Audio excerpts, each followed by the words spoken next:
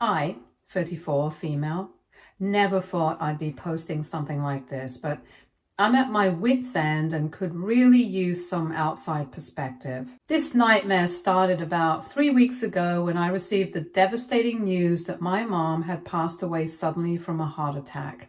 For context, my mom and I were extremely close, especially after my dad died 5 years ago. She was my rock, my best friend, and an amazing grandmother to my son, Ethan, 4, male. When I got the call about my mom, I was at work and completely fell apart. My husband, James, 36, male, was away on a business trip that couldn't be cancelled without serious career repercussions. We have no family nearby except for my mother-in-law, Sandra, 62, female. Now, Sandra and I have never had the best relationship. She's always been critical of my parenting and has made countless passive-aggressive comments about how I'm not good enough at anything, honestly. Despite this, she's always claimed to love Ethan more than anything. So when I was desperate for someone to watch him while I rushed to my hometown about 3 hours away to handle funeral arrangements, I called her. Sandra agreed to watch Ethan for the weekend. I packed up his favorite toys, clothes, his comfort blanket, his medication for his mild asthma, detailed instructions about his routine, emergency contacts, and even included a notarized temporary guardianship form, giving her authority to make medical decisions if needed. I'm always over-prepared when it comes to Ethan, especially since he has asthma, and I wanted to make sure everything was covered. I also told her I'd call regularly to check in and that I'd be back Sunday evening. I dropped Ethan off Friday morning, and he seemed fine. He loves his grandma, despite her attitude towards me. I kissed him goodbye, reminded Sandra about his medication schedule, and left for my hometown. I called that evening to check in, and everything seemed fine. Sandra said Ethan was playing with some toys she'd bought him and had eaten dinner well. I asked to speak to him, but she said he was in the bathroom. I was upset, but figured I'd call again in the morning. The next morning, Saturday, I tried calling several times, but Sandra didn't answer. I started to get worried, but told myself she was probably just busy with Ethan. By afternoon, I was genuinely concerned and called James, who said he tried reaching her too. He couldn't get through either. I was in the middle of a meeting with the funeral director and handling my mom's affairs, so I couldn't immediately drive back. But I was planning to leave first thing Sunday morning instead of evening as originally planned. Around 8 p.m. Saturday night, I received a call from a police officer. My heart dropped when he introduced himself. He said that Sandra had called them, claiming I had apparently abandoned my daughter, already a red flag since Ethan is a boy, and that she was worried about my mental state. She told them I had left without any supplies for Ethan, no medication, no clothes, nothing, and that I had been unreachable for days. She claimed she was saving my child from neglect. I was absolutely stunned. I explained the situation, that my mother had died, that Sandra had agreed to babysit, that I had provided everything Ethan needed, and that I had been trying to reach her all day. I mentioned the temporary guardianship form and all the supplies I'd left. The officer sounded skeptical of Sandra's story from the start, but needed to investigate. He asked if I could send photos of text messages confirming the arrangement, which thankfully I had. While I was on the phone with the officer, another officer went to Sandra's house to check on Ethan. That officer found Ethan's bag with all his supplies hidden in Sandra's guest bedroom closet. The medication was there, along with the guardianship form and my detailed instructions, all evidence that I hadn't abandoned my child but had made careful arrangements for his care. When confronted, Sandra doubled down, claiming I was an unfit mother who often left Ethan without proper care. She even said I had a history of disappearing for days at a time. Completely untrue. The police, seeing the evidence, Didn't buy her story. They informed me that Ethan was safe but clearly confused by the situation. They suggested I return as soon as possible. I left immediately, driving through the night to get back. When I arrived at the police station Sunday morning, Ethan ran to me crying. He told me that Grandma had told him I wasn't coming back, that I didn't want him anymore. He said she had taken away his phone, a simple kid's phone for emergencies, when he asked her to call me. The police confirmed that they found his phone in Sandra's purse with several missed calls from me. The police explained that Sandra was currently being questioned and they were considering charges for filing a false police report and potentially for custodial interference. They asked if I wanted to press charges, but I was too overwhelmed to make that decision on the spot. All I wanted was to take my son home and comfort him. When James finally arrived home 2 days later, he was furious with his mother. He immediately called her, demanding an explanation. Sandra claimed she was protecting Ethan because she thought I was having a mental breakdown after my mother's death and wasn't in a fit state to be a parent. She said she was only thinking of Ethan's well-being. Just when I thought things couldn't get worse, we received a certified letter from a lawyer. Sandra had filed for emergency custody of Ethan, claiming I was mentally unstable, had abandoned him, and was an unfit mother. The temporary hearing was scheduled for the following week. I broke down completely. Not only was I grieving my mother, but now I was fighting to keep my son.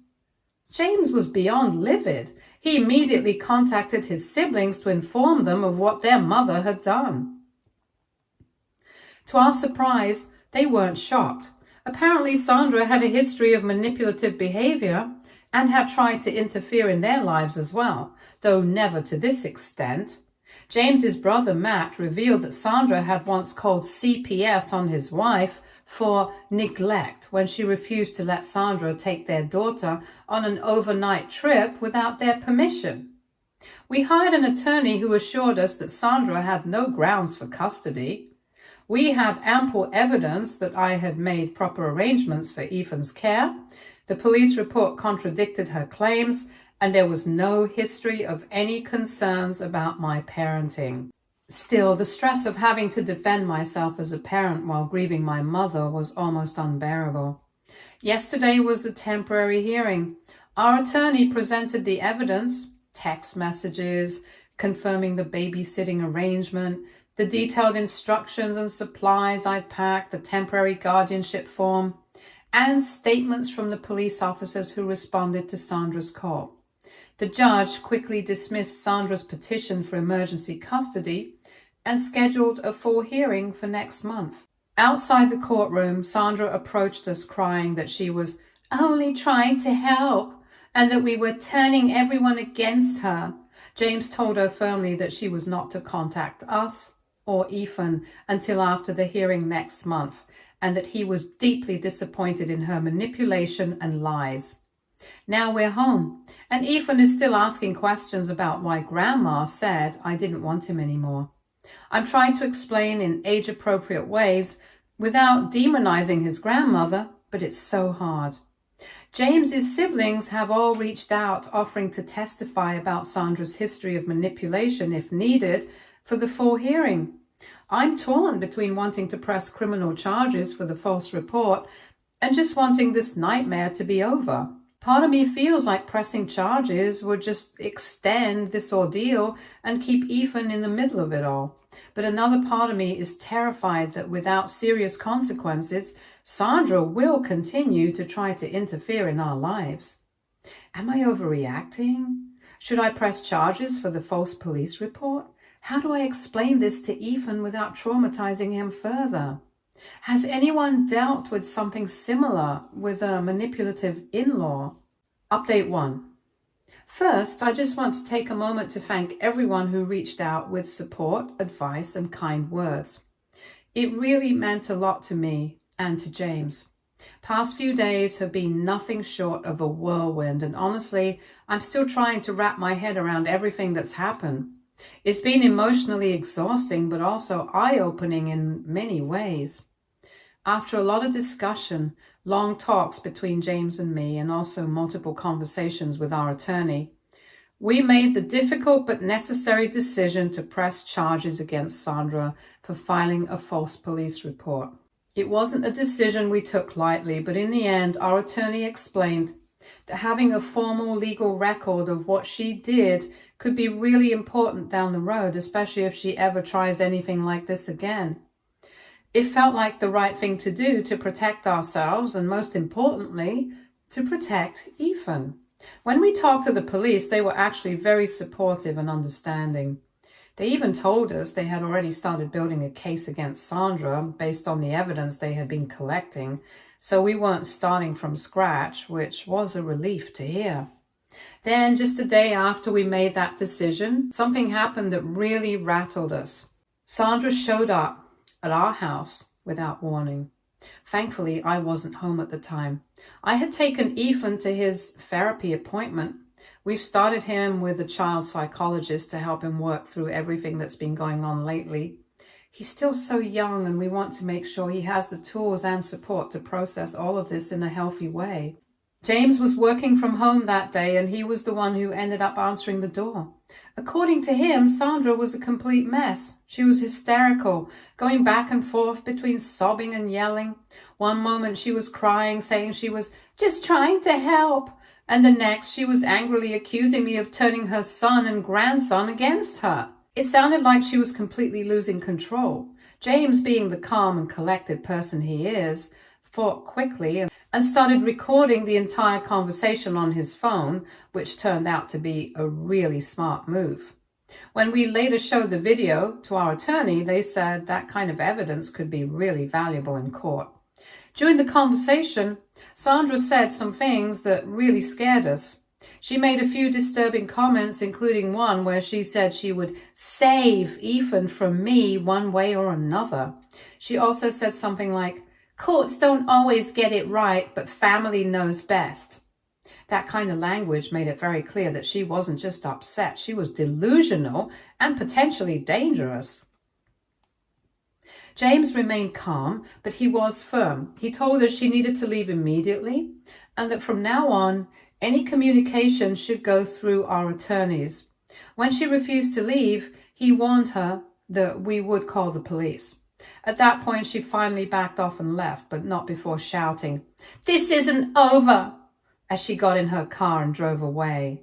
It was incredibly unsettling. As soon as I got back home and James told me what had happened, we contacted both our attorneys and the police. We didn't want to waste any time. Given the nature of her threats, we were able to get a temporary restraining order issued against Sandra.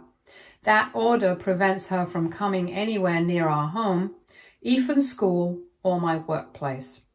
The police also told us they would be increasing patrols in our neighborhood over the next few days, just as a precaution. That gave us some peace of mind, but I still felt anxious knowing how unpredictable she had become. Later that evening, things escalated in a different direction. We started getting a bunch of text messages from Sandra's sister, Ethan's great aunt. We don't really talk to her much, so it was kind of surprising to hear from her out of the blue. The texts were filled with accusations saying we were destroying the family and that Sandra was just doing what any loving grandmother would do. It quickly became obvious that Sandra had been telling a completely twisted version of the story to her side of the family, making herself out to be the victim. That part hurt. It was frustrating knowing that she was manipulating the narrative and trying to make us look like the villains in all of this. At that point, James had had enough.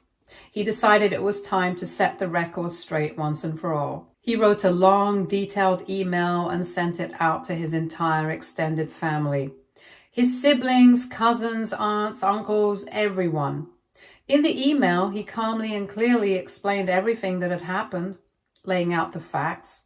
He even included screenshots of the text messages that confirmed our babysitting arrangement with Sandra, along with photos of the supplies we had packed for Ethan that she had hidden, and a copy of the police report.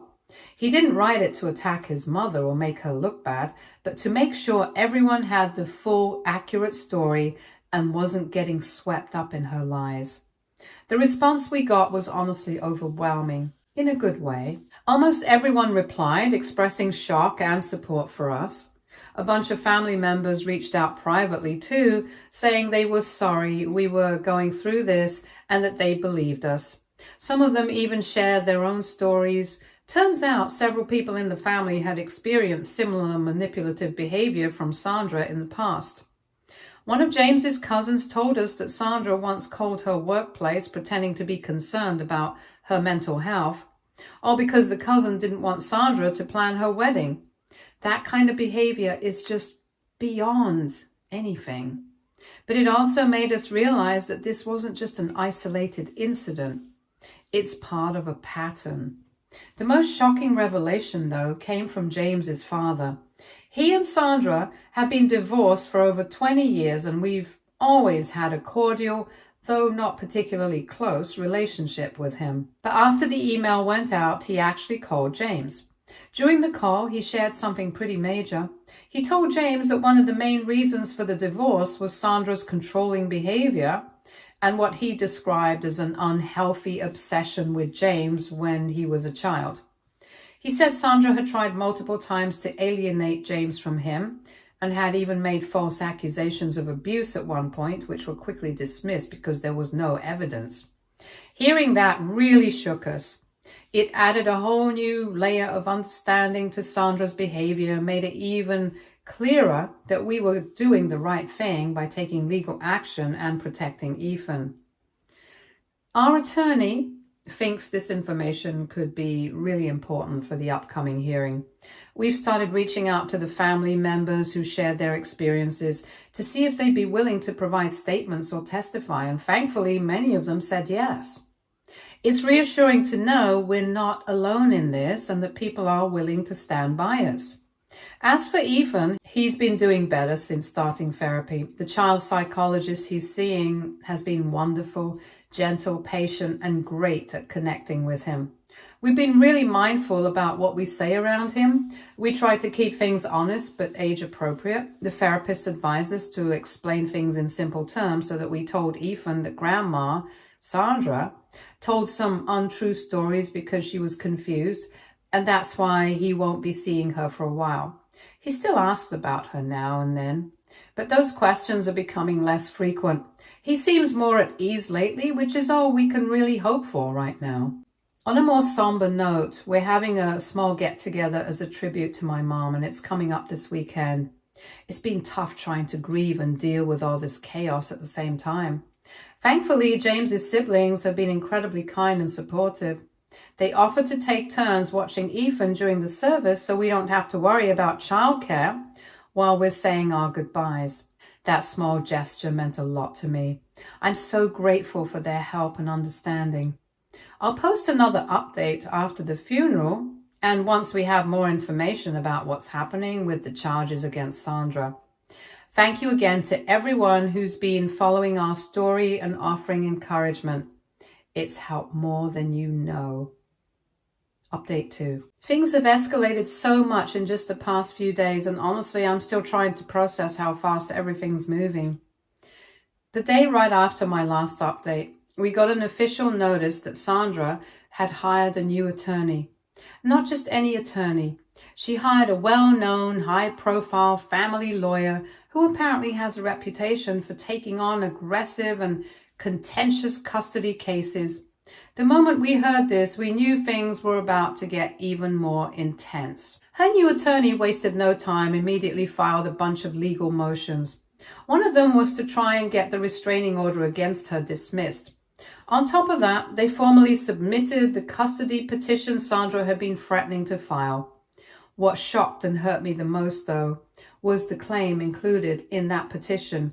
They're now saying that I supposedly have undiagnosed mental health issues that make me an unfit parent. Reading that was like getting punched in the stomach. To have my mental health, something I take very seriously and have always been aware of, used as some sort of weapon to try and take my child away, it's cruel, unfair, and completely baseless. To make things even more emotional, my mom's funeral took place just yesterday. As expected, It was an incredibly difficult day, lots of tears, lots of memories, so much grief. But in a way, it was also healing. So many people showed up, friends, extended family, old neighbors, people I hadn't seen in years. They shared stories about my mom's kindness, her warmth, her sense of humor, and how she had touched their lives in different ways. It meant the world to me. It reminded me of who she was at her core and helped me feel a little more connected to her, even though she's no longer here. James stood right beside me the entire time, holding my hand, supporting me, never once leaving my side. And just like they promised, his siblings took turns watching Ethan, making sure he was taken care of during the service.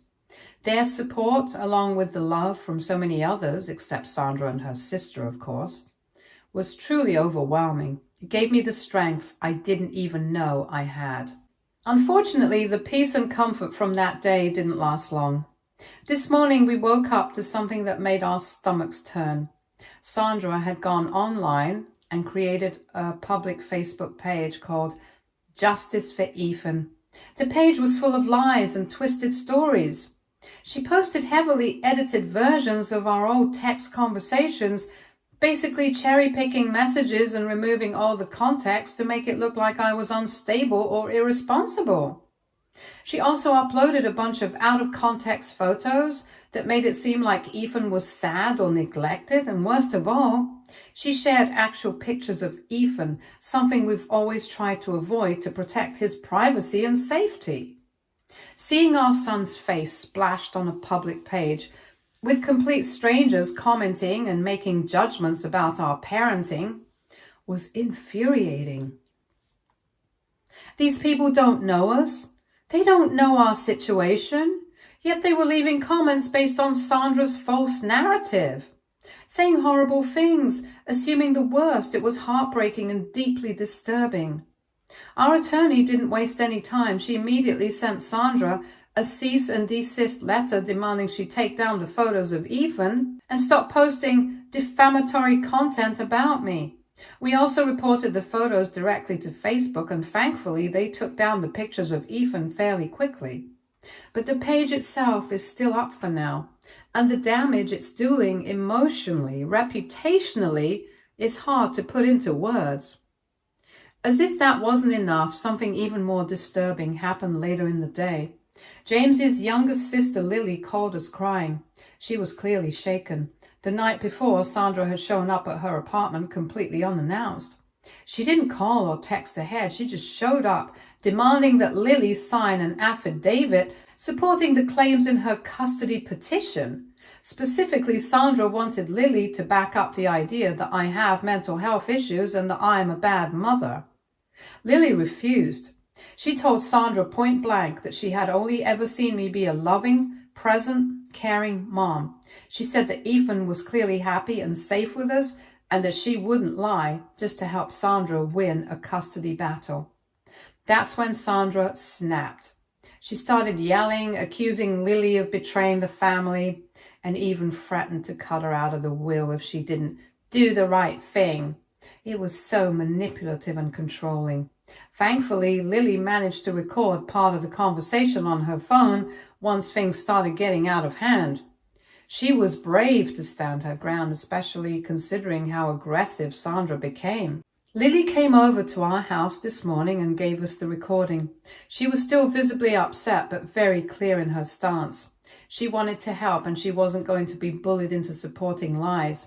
When we gave the recording to our attorney, she said it was extremely helpful and could be powerful evidence of Sandra's ongoing attempts to manipulate family members and fabricate support for her case. We also updated our police report to include this incident.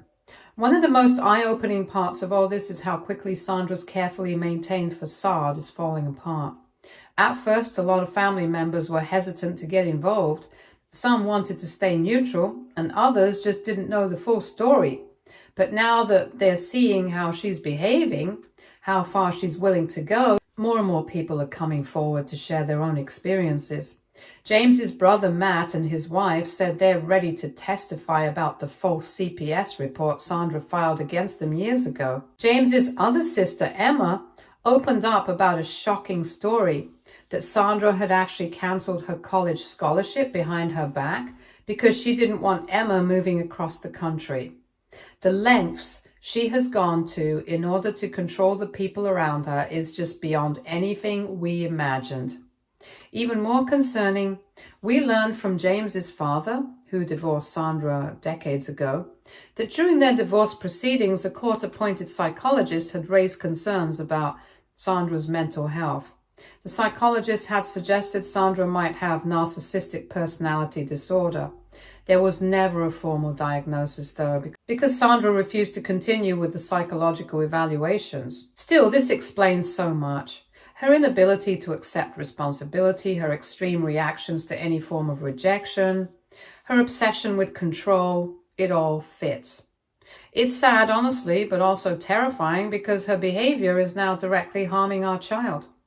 Given everything, our attorney is now strongly recommending that we request a psychological evaluation of Sandra as part of the custody proceedings. She thinks the judge is very likely to grant it based on the pattern of behavior and the mounting evidence we've gathered. James and I are hesitant, not because we doubt it would be helpful, but because we're worried it might push Sandra to lash out even more. Still, we know how important it is to have all the facts laid out in front of the court. The police investigation into Sandra's false report is also moving forward. They've been actively interviewing witnesses, including the officers who responded to the original call.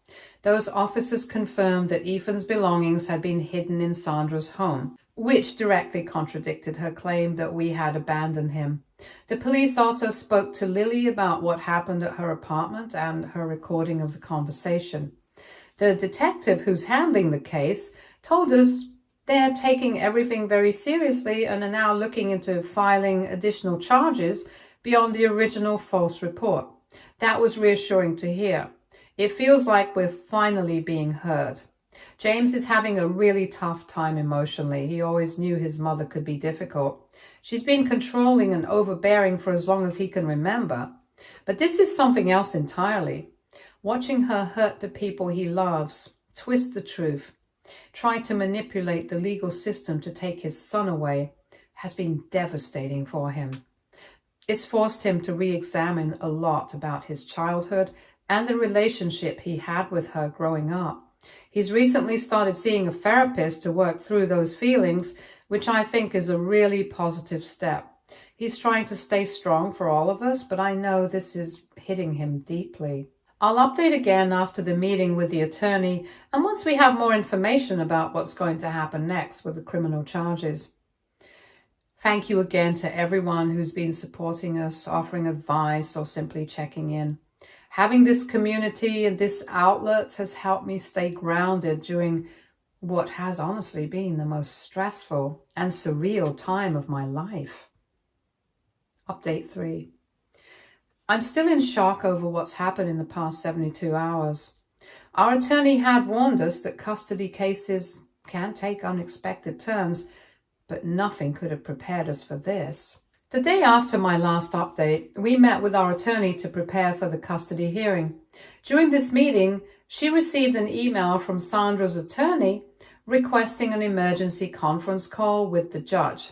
Apparently, Sandra had been hospitalized following what her attorney described as a stress-induced medical event, and they were requesting a postponement of all legal proceedings.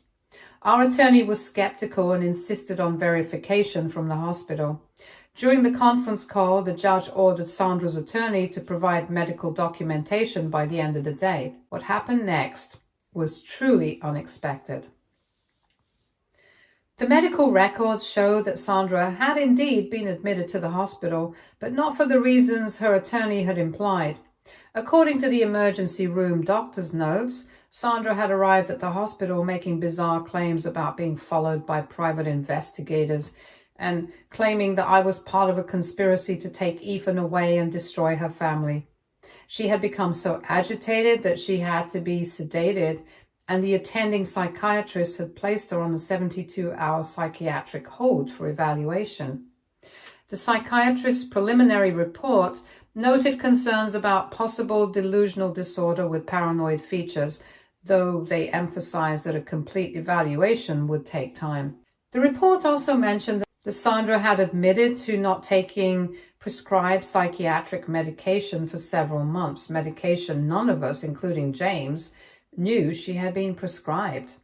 The judge immediately ordered a full psychological evaluation before any custody proceedings could continue. He also extended our temporary restraining order and granted us sole temporary custody of Ethan, with explicit instructions that Sandra was to have no contact with him until the evaluation was complete and reviewed by the court. James was devastated by this revelation. All these years, his mother had apparently been struggling with untreated mental health issues that she had hidden from the family. He feels guilty for not noticing signs earlier, though our therapist has assured him that people who are determined to hide their condition can be very good at maintaining a facade, especially with family they see intermittently. The most surprising development came the next day when Sandra's sister, the one who's been supporting her, called James in tears. She apologized profusely for her role in the situation, explaining that she had genuinely believed Sandra's version of events because Sandra has always been so convincing when she feels she's right. She revealed that Sandra has had episodes like this before, though usually less severe, and that their parents had always covered for her, dismissing her behavior as Sandra being dramatic. The sister explained that after seeing the medical report, she realized how serious the situation was and how much Sandra needed proper help rather than enablement. She also admitted that Sandra had been telling increasingly paranoid stories about me over the past year, claiming I was trying to turn James and Ethan against her and that I secretly hated her. None of this was true, but Sandra had become convinced of it.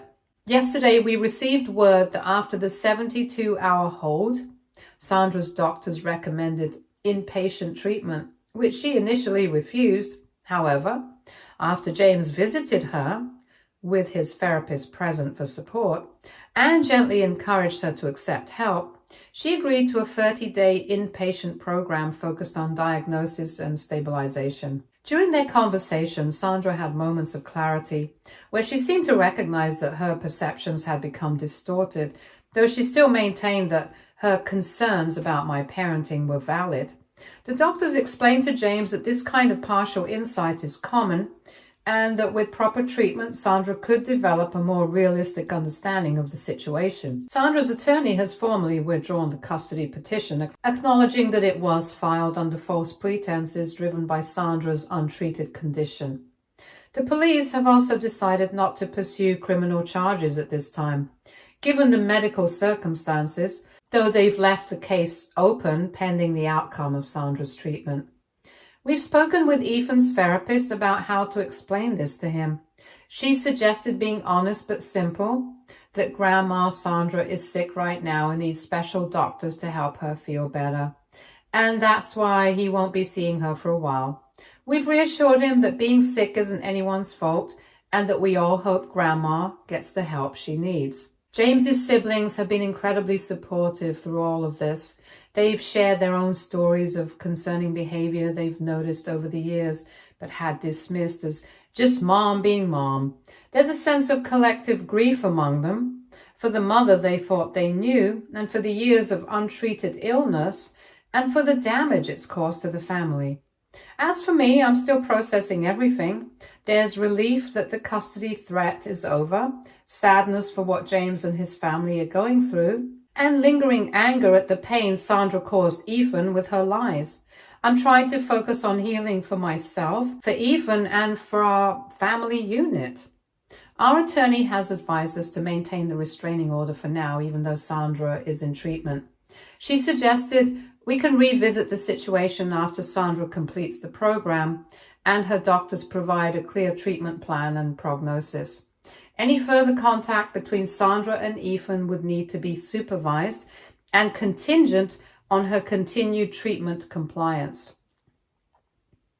The truth is, I don't know what our relationship with Sandra will look like moving forward. On one hand, I understand now that her actions were influenced by an untreated mental illness. On the other hand, The harm she caused was real, and my primary responsibility is to protect Ethan. James is hopeful that with proper treatment, his mother might become stable enough to have a healthy, limited relationship with Ethan in the future. I want to be open to that possibility, but I'm also wary. We've agreed to take things one day at a time and to be guided by the mental health professionals involved. For now, we are focused on helping Ethan feel secure, supporting James through this difficult revelation about his mother, and finally having space to properly grieve my mom. I've started therapy as well to process everything that's happened. I want to express my deepest gratitude to everyone who offered support and advice throughout this ordeal. Your perspectives helped us navigate an impossible situation and gave us strength when we needed it most. I may post another update after Sandra completes her inpatient program, but for now, we're taking a step back from the chaos to focus on healing as a